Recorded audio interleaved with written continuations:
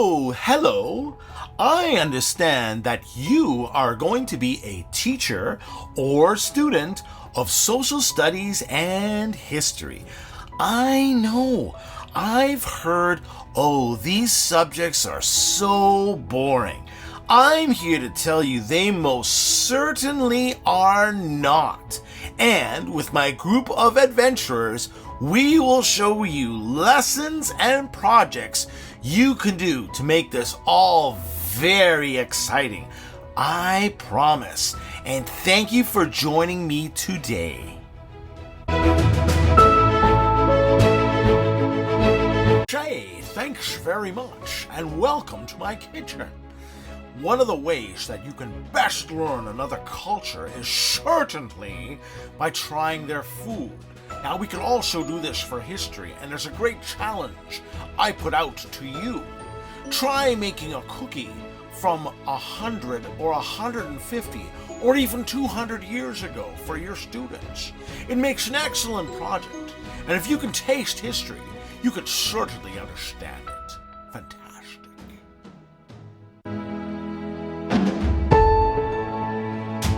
Oh, hello. Welcome to the Archives, Art Gallery, and Museum. These are three of the most important things in order to further our understanding of history.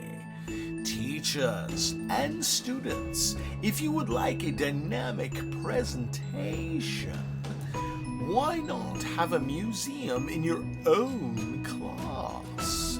This would be a fantastic exercise, because often we can't get out to a museum. We could look at them virtually online, and some resources will be provided later. But why not have students create their own museum that they could show in the classroom, or if they are learning online, show their students via an online platform? Fantastic.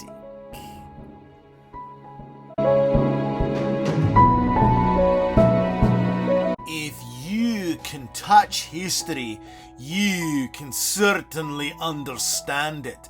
Alright, teachers and students, if you want to have a fantastic presentation, have the students touch history.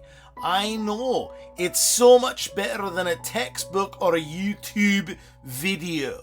Get some replicas or even some original items and carefully pass them around the class.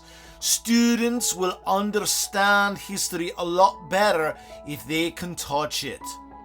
Now, sometimes you may not be able to make it out to a museum, but look around your family and other places and you never know what people might have.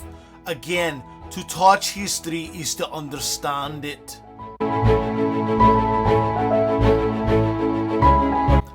Hi there. Mark Twain once said that travel is fatal to prejudice, bigotry, and narrow-mindedness.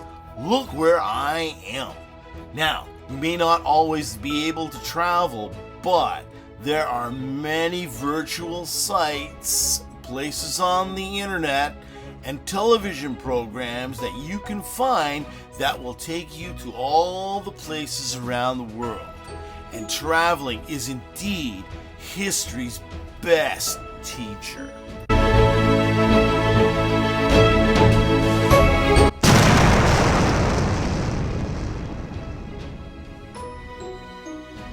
Woo! That's a little bit scary there. Hey, want to learn a lot about your local history? Try a historic cemetery. But remember, go with respect and with permission. If we are really interested in finding out what local people did in our community, we can find that information in a historic cemetery. It can be a little scary, but remember, go with permission and go with respect, and you will learn a great deal.